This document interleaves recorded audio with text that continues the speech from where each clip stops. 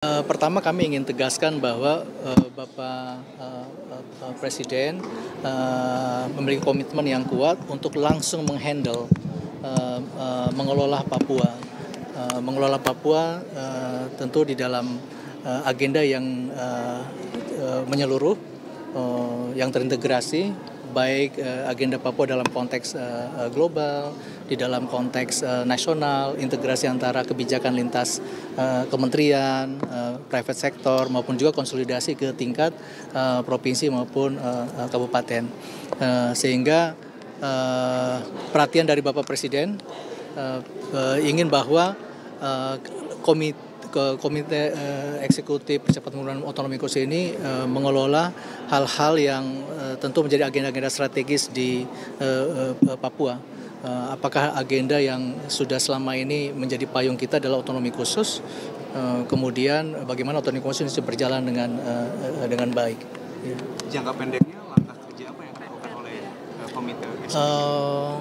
Pertama, kita sudah berjalan 1 tahun di dalam pemerintahan ini, sehingga tentu yang menjadi bagian dalam kita adalah konsolidasi kebijakan, konsolidasi strategi, konsolidasi program, dan konsolidasi anggaran dan konsolidasi regulasi. Itu yang penting, baik di level nasional, di level provinsi, dan di level kabupaten. Apalagi hari ini sudah ada 6 provinsi di tanah Papua yang memerlukan sinergi, integrasi, keterpaduan dalam semua hal. Karena tentu kita ingin dengan kehadiran 6 provinsi, ini membutuhkan langkah-langkah, ada maksud besar itu langkah-langkah percepatan. Tetapi bagaimana mengelola langkah-langkah percepatan ini yang tentu membutuhkan jembatan dengan semua hal. Lintas Kemenko, lintas kementerian, kemudian lintas 6 provinsi di tanah Papua. Dan tentu yang menjadi bagian kita adalah bahwa lembaga ini hadir karena langsung di bawah Bapak Presiden, sehingga tentu agenda-agenda strategis yang menjadi agenda strategis 5 Astacita dalam konteks Papua akan kita wujudkan, kita kawal bersama dengan menteri-menteri sektoral yang lain, bersama dengan 6 gubernur yang lain. Dan tentu kami harapan terakhir bahwa semua kebijakan dari pemerintah ini, dari Bapak Presiden harus menghadirkan rasa trust, rasa kepercayaan bahwa negara hadir untuk menyentuh saudara-saudara kita di pantai-pantai, di pegunungan, di pedalaman, di rawa-rawa dan sebagainya, sehingga semua merasakan kehadiran negara. Dalam pembangunan Papua ini yang menjadi prioritas utamanya di bidang apa saja yang diperintahkan oleh Presiden?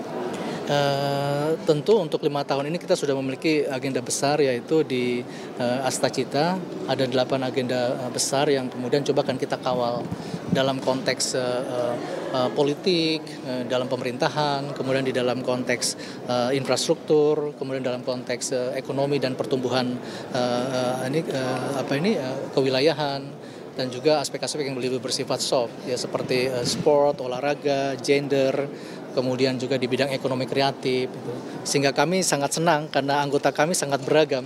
Ada senior kami, Kakak Paulus Waterpau, Kak Arisia Saleh, kemudian ada Bapak John Gulbagepse, ada beragam, baik di militer, di TNI, di kepolisian, kemudian di rekam jejak di karir birokrasi, di karir di dunia ekonomi kreatif, sehingga itu menandakan bahwa kami akan menyentuh semua simpul-simpul sosial, akan menyentuh semua segmen-segmen yang beragam, dari level anak muda sampai juga level persoalan-persoalan yang high politics.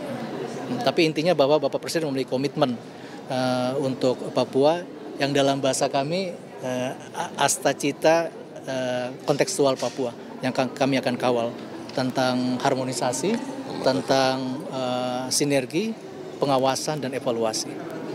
Nah, dari segi pengawasannya itu bagaimana, Mas? Apakah akan melibatkan banyak pihak atau seperti apa, Mas? Iya, pengawasan ini kan ada konteksnya pengawasan internal di masing-masing kementerian, di masing-masing Pemda yang harus kita optimalkan terus aspek pengawasan internal.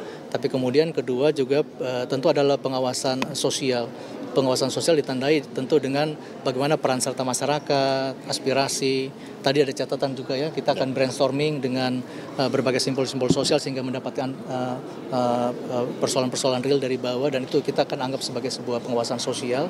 Dan terakhir tentu dengan berbagai lembaga-lembaga yang menjalankan peran-peran fungsi pengendalian, fungsi pengawasan yang kita akan konsolidasi. Tapi yang terpenting adalah bagaimana membangun rasa percaya kita dan bagaimana negara bisa menyentuh semua simpul-simpul sosial di tanah Papua. Ya.